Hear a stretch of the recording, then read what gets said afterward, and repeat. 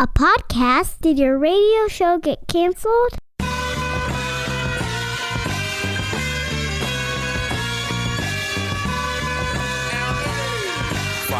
Fire.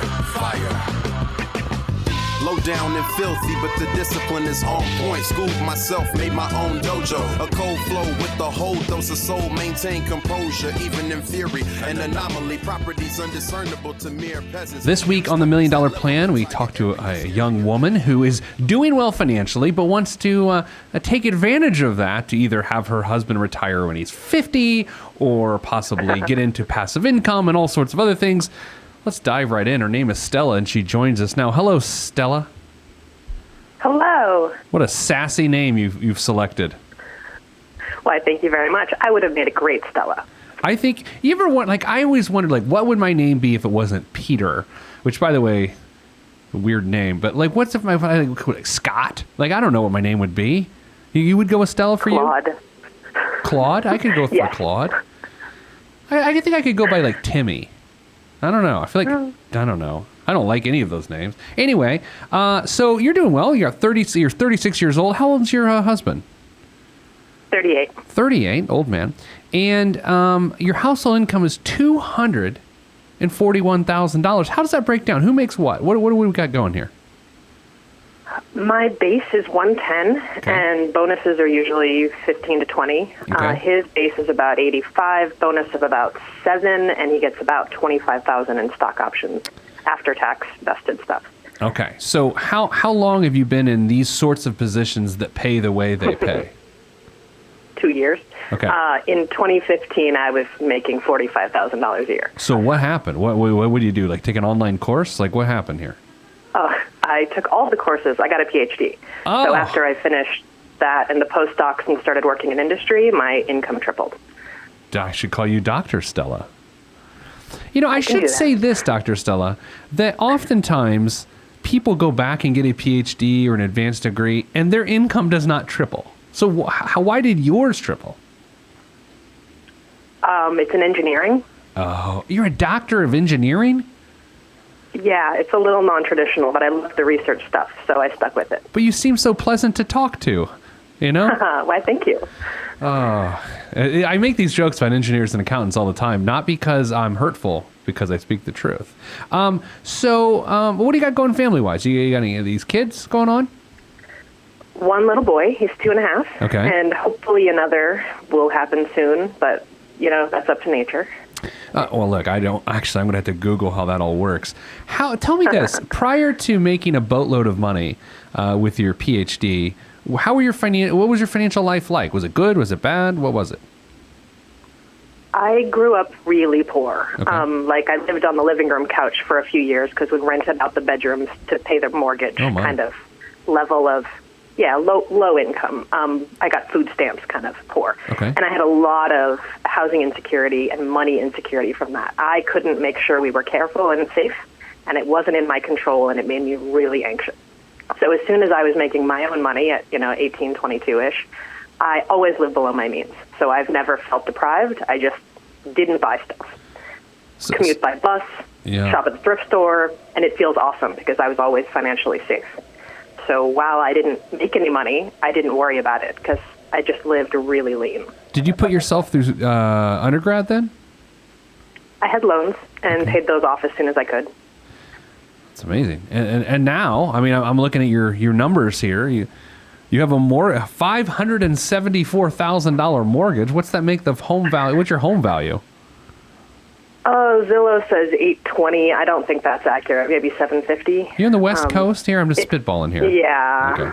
It's one of those cities you think people shouldn't live in. Oh, really? Vegas? Live in Vegas? Oh, no. That's a different kind of shouldn't. Financially, the New York, Los Angeles, San Francisco, Seattle. I don't feel like they city. shouldn't live there. I just think that they have to adjust their expectations of what their lifestyle is going to be like. I'm going to be in Laguna Niguel later this week or early next week. Now, that's a place you want to go, right? It's I don't even know how to spell it, but apparently it's nice. Anyway. I don't either. So here's what you got going. You got $200,000 already in long-term savings. You've got roughly $3,000 a month going towards retirement. You've got a nice savings account balance. Your $1 million day we've calculated for you is October 11th, 2027. October 11th, 2027, you and Mr. Stella, I assume he is not a doctor. No, he's a college dropout. Yeah. Wow. Look at that. Shows you what education does. You are Dr. Stella. He is not. And you will be millionaires then. And then at age 67, if you kept going at your current pace, which, we're going to talk about this idea that he said he wants to retire at 50, you would have $7.2 million at your current pace at age 67. Your age 67. He'd be 69. You would have $16,821 a month of take-home income. But after inflation, that would feel like $7,800 a month in today's after-tax dollars. How does that hit you? $7,800 a month. Your current net monthly income is $9,000 a month, and we haven't even talked about Social Security. We don't spend all that. Yeah. Yeah, we spend about $7,500 to $8,000 a month. So that's perfect. Done. Check. Right. I mean, but this is part of the conversation. It's like, okay, I can tell you have confidence around some of these long-term goals. It's just saying, like, at what point do we look at funding other goals, right? Exactly. Well, that's a good question. I mean, so what are some of these other goals? I mean, do you always see you being a double-income household? So my husband does want to retire. If I could make enough money, he would retire now. Okay. That would be his dream, but that's not practical, and it wouldn't make me feel financially safe. So that's off the table for now. But if we can find ways to build more passive income and maybe even rely less on his income, then I think that would make him really happy. There's just hobby stuff he'd like to do and be more involved in activities with our son and just things that it's hard to do when you have a full-time job. But that it doesn't have to happen. It's just a wish to happen. I think what we try to do in these situations is to say, how can we systematically subtract his income over time away from your situation? Mm-hmm. And there's different ways you can do that. Obviously, you can continue to get pay increases. Is there a ceiling on what you're going to earn as an engineering doctor? I don't know what the hell that. You know what I mean? Like, is there a ceiling or no? Probably a ceiling, but I don't know what it is yet. I'm a year and a half into industry, so this is all very new. I haven't gotten a different job at a different company and seen what the raise is going to be like from that. I haven't moved into management officially and seen what that's going to change. So, yeah, it's going to keep going. You mentioned having growing your family even more, but I can assume from talking to you and kind of looking at the stuff you sent, you don't see taking an extended period of time off, just sort of I don't know, normal's not really the words I'm going for, but I don't see you staying home for any bit of time. Is that accurate? That is accurate. I'll get paid leave for a few months, and then I'll go back, yeah. What do you do for daycare right now? He's in full-time daycare because we both work full-time. So that costs, $1,500 a month usually, but I was able to prepay it this year and get a 10% discount. That's not bad at all. Cut a little bit in. No, it's awesome. $1,500 a month. You're in one of the big cities, right? Yeah, big expensive cities. Do they just put them in a drawer? Like, are they that's unbelievable. It's less than when he was younger. Yeah. No, it's great. It's a Montessori school, and he has lots of friends, and they have a special music teacher and a Spanish teacher, and it's the way daycare is out here. You can't just start and stop. There was a year-long waiting list to get in. It's just how it is. No, I know. So, all right. So, if you have a second child, that will increase. Will that double daycare costs then? He will be close to getting in kindergarten by the time that happens because of timing. So I was aiming for about a 4-year space so that there wouldn't be 2 kids in high cost. I think $3,000 a month is the most I expect to pay, regardless of when I get pregnant. You've got $34,000 in savings. Did that just build up into over time with surplus income, or how did it get to be $34,000? Yeah, it's been the priority since we bought the house to build our emergency fund back up. But you said you're living on like $7,500. What's that other $1,500 a month doing right now? Savings, the house. Yeah.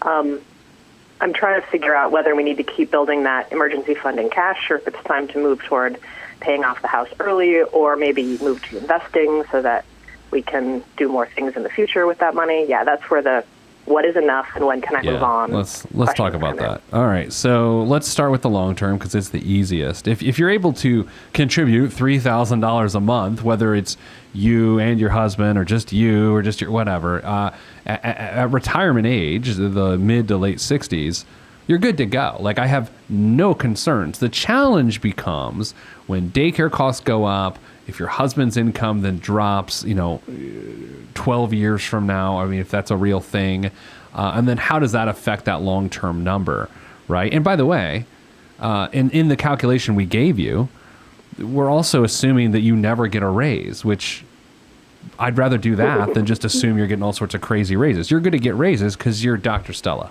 and that's what we know. Correct.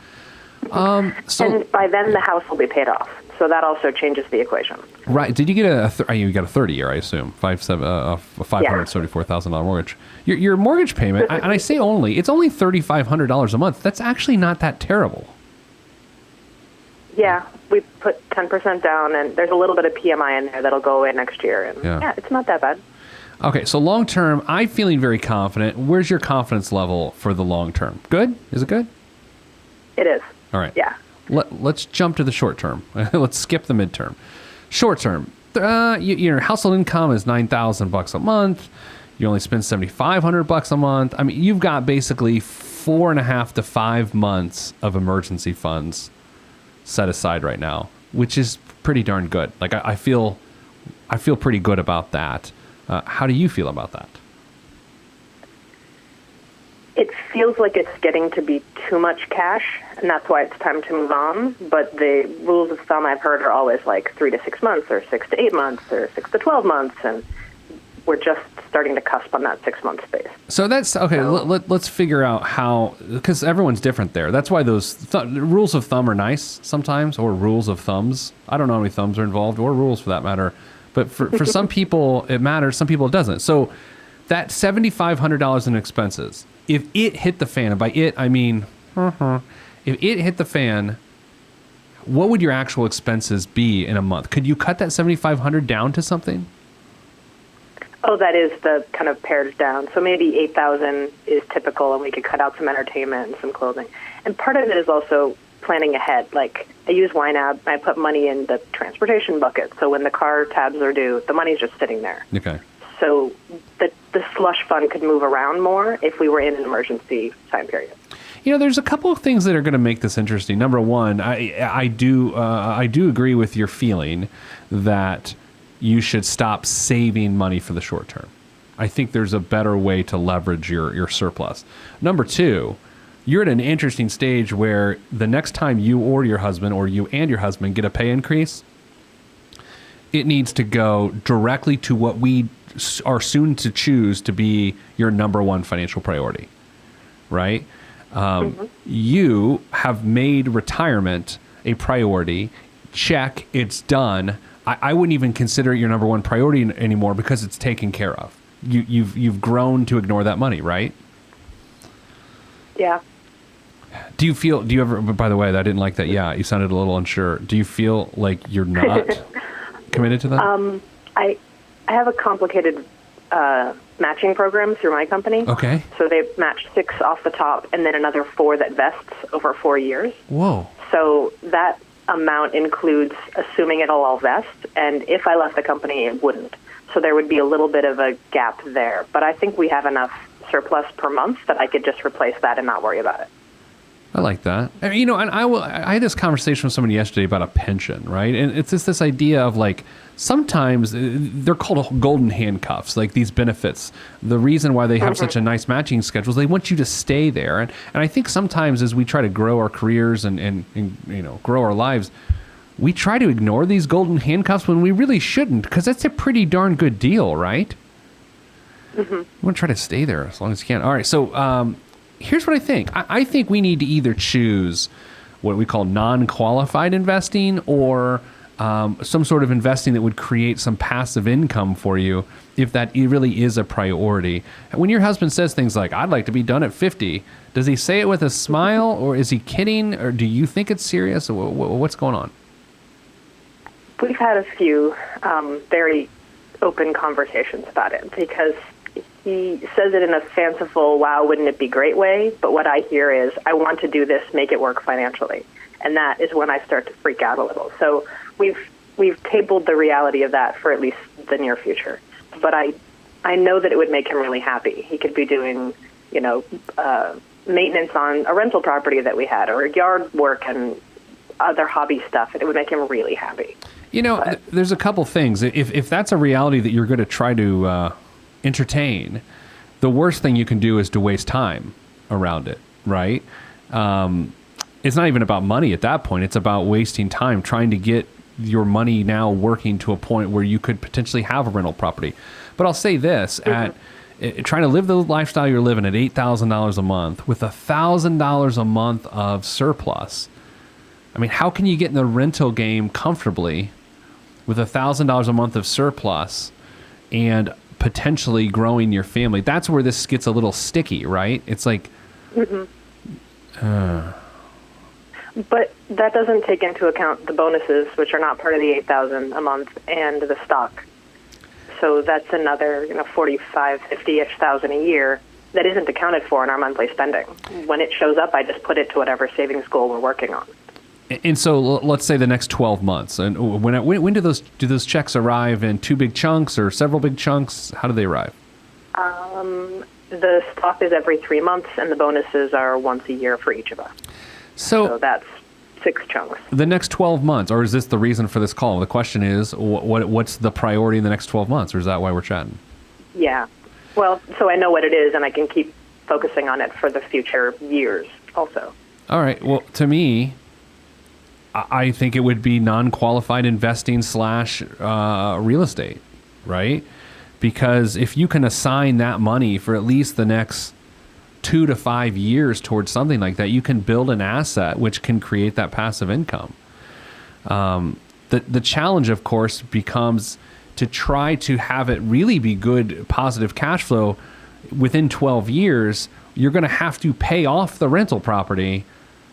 Otherwise, it's passive income, but it's offset by an expense that you have to cover, which is the mortgage, Certainly.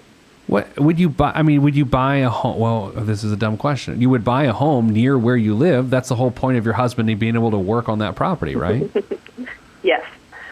And it's a pretty expensive area, obviously, but maybe something in the 400,000 space isn't impossible, or even lower if we are farther out of the city. Would you ever do like multi-unit stuff, or is that a little beyond your grasp? I'm open to that. We're both really handy. We have a ridiculous amount of tools, and that's fun. We love working on our house. I think we love doing maintenance for something else and being landlords. I don't know. It's a new idea. It's wow, we have more money than I have run out of ideas for what to do with. What's next? Yeah, and see, these sometimes can get dangerous, though, too, and I think you sense that, this idea that you would commit yourself to this whimsical idea of being fixer-uppers and things, when the reality of family life and careers, you don't quite have your finger on the pulse of what that could be 5 years from now, Mm-hmm. Do you think you'll stop at 2 kids if you are so blessed to have 2 children, or do you think it's going to grow beyond that? I'm now turned into like your mother-in-law. I'm sorry about that. If we have twins, I will be terrified, and there will be no intentional children after one more. It's always remarkable when you find those people, they're like, we found out we're having twins and we're so excited. And then they just skip past the, oh my gosh, what just happened? Those are remarkable people that don't wallow in the craziness that is twins. Yeah, a family member has twins my son's age, and I'm watching how harried they've become, and I'm not interested in that. No, but, yeah, hopefully just one more. That's the plan. So here's where I would go with your situation. I would not put any additional resources on top of what you're already doing towards retirement. I would not put any additional resources towards short-term stability. I would focus like a laser, the $1,000-ish a month and the $40,000 to $50,000 a year of income on creating flexible wealth, which is you can touch it before you're 59 and a half. You can buy a property that would create some semblance of passive income. And I think that needs to become the focus. Now, here's the reality, though. I don't know how much of that money you're going to have to save up and squirrel away until you're able to make that purchase. I think that becomes the challenge of, all right, when we have $40,000, do we then put 10% down and here we go? I mean, does that feel like that's the operative move?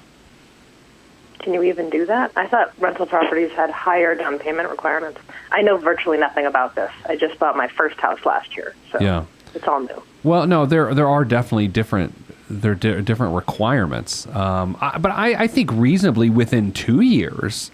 Again, let's put a freeze on the $34,000, and let's say the next $90,000 is going towards a rental property fund. I think within 2 years you could get into that game. But I would another note here. Who knows what in the world the real estate market is doing 2 years from now? Who knows what interest rates are doing 2 years from now? Who knows what the economy is doing 2 years from now?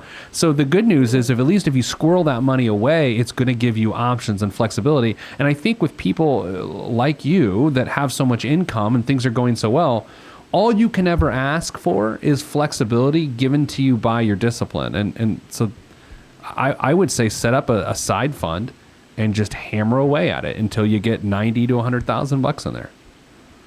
Should that be invested in index funds, or should that be sitting in my, CDs at 1.5%? Yeah, you're going to hate this answer. It's going to have to be in your CDs at 1.5% because I know. And look, it's the truth. Like here's the deal. If I look in the mirror and then I tilt my chin downward about 20 degrees, the truth is male pattern baldness is a big part of my life. That's why I don't do that.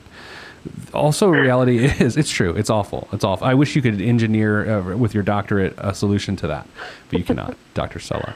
But the reality is, the market is sky high right now. Sky high. It's gonna get crushed in the next 2 or 3 years. It has to. And so, if your investment plan of you needing the money in 2 or 3 years involves you getting crushed, I don't like that. So, if it were me, I'd be in CDs.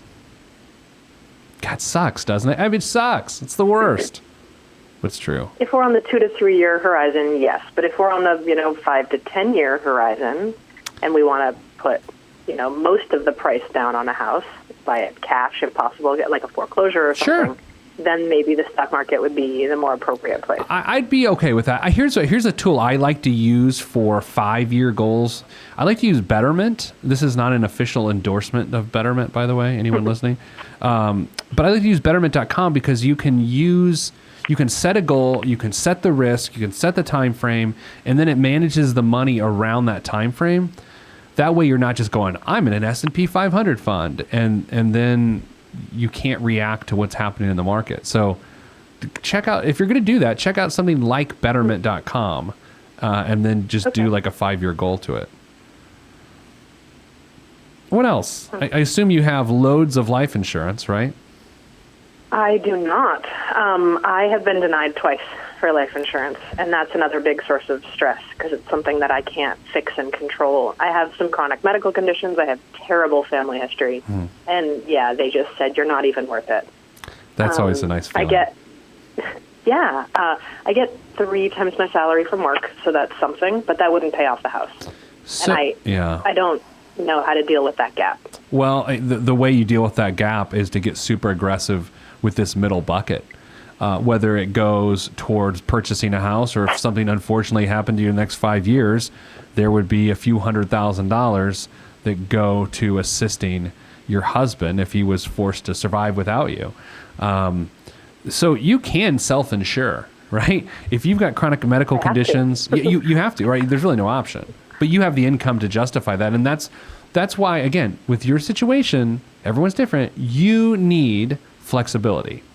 And that middle bucket will provide both a self-insurance component and the ability, if you live, when you live, to buy a rental property. So I think you have to get super serious about getting aggressive with that middle bucket. Like almost obsessive, frankly. That makes sense. Do you get obsessive about financial goals? Yes.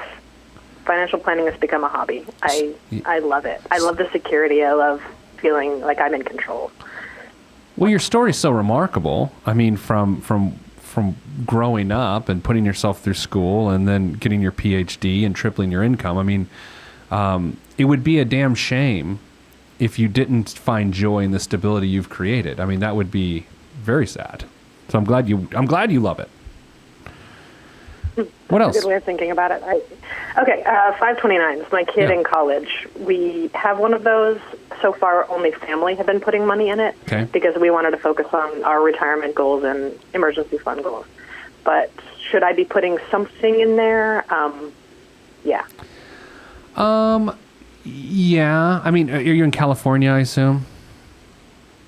Okay, sure. Okay, I'll assume California. No. No? That's fine. Well, it matters for the state. Are you in Oregon? We have no state income tax.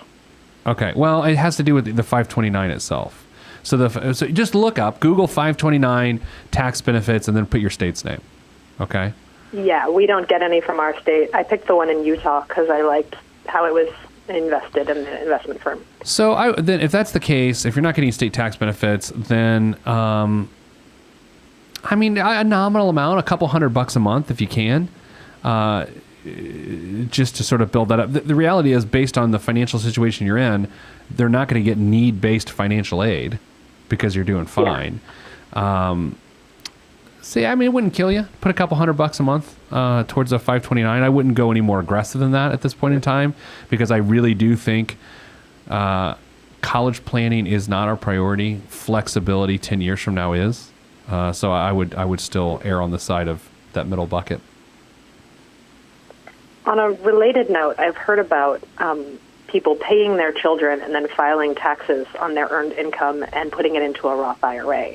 What do you think about that idea? I mean, not now, he's 2, but in 5 or 8 years. I've seen that sort of thing. I don't widely recommend it because I think people would end up messing it up. And I also, frankly, don't think your incomes are high enough to justify that decision. I think based on your living expenses, based on your income, let's say you were making $500,000 a year in the Midwest. Yeah, it makes sense. But if you're in an expensive place to live and your incomes are solid, but in an expensive place to live, they're just that. They're solid. They're not remarkable. Then I wouldn't do that. Okay. What else? These are good. I think those were my questions, I think. All right. Get laser focused on that middle bucket. Like I would just you've earned the right to ignore the short term. You've earned the right to ignore the long term. Focus on the middle bucket. Awesome. Thank you so much. My pleasure, Dr. Stella. Thanks for gracing us with your PhD presence today. All right. All right. Bye. See ya. All right. That's it for this week's show. I thought about getting my PhD, but then it turns out I'm a terrible student, so that wouldn't have worked. All right, that's it. We're done. I'm going to stop talking. If you want to be on the show, go to PeteThePlanner.com/podcast. I love situations like Dr. Stella's. Man, from sleeping on the couch in her family's house so they'd rent out the rooms to pay the mortgage to a PhD tripling her salary by educating herself. Don't get a lot of stories like that. That's why they're remarkable. That's why when you hear them, they bring emotion to you because they're remarkable. It's wonderful. So, all right, that's it. I'll see you next time. Peace. If you want to be on this podcast and have Pete fix your money life, then hit us up at PeteThePlanner.com/podcast. You heard me. PeteThePlanner.com/podcast. Log on. This is for information purposes only. It's not the Swiss financial planning device. Consult a financial advisor. Released from Everest, the fresh is fresh, and you can call me E.T. Word to John Tesh. Let me bless this harmonic presentation. It's amazing, so amazing. I'm the reason. Salutations, I bring you love, drawing greetings from a faraway land. I am the sole controller. Put the remote down and let me take control. You're now a part of my zone, so enjoy yourself. Love Tron can restore your health. I bring you greetings, salutations. How you doing? And is that how y'all say it? The tinkling of the keys is an homage to the little star. I sojourn over poetic descriptions of sound and travel to my other world. out of this world. Spaceship on my arm took me home, fueled by the ink and the megabytes and the hypertext transfer protocol, stronger than the Skynet and the Terminator. I push faders into warp speed, glide with ease, creating a breeze they call a black hole. Event horizon, no rear view concerns. This I adjourn, and beats I burn, I burn, I burn, I burn, I burn. This I adjourn, and beats I burn, I burn, I burn. Salutations, I bring you love-tron greetings from a faraway land. I am the sole controller. Put the remote down and let me take control. You're now a part of my zone, so enjoy yourself. Love-tron can restore your health. I bring you greetings, salutations. How you doing? And is that how y'all say it?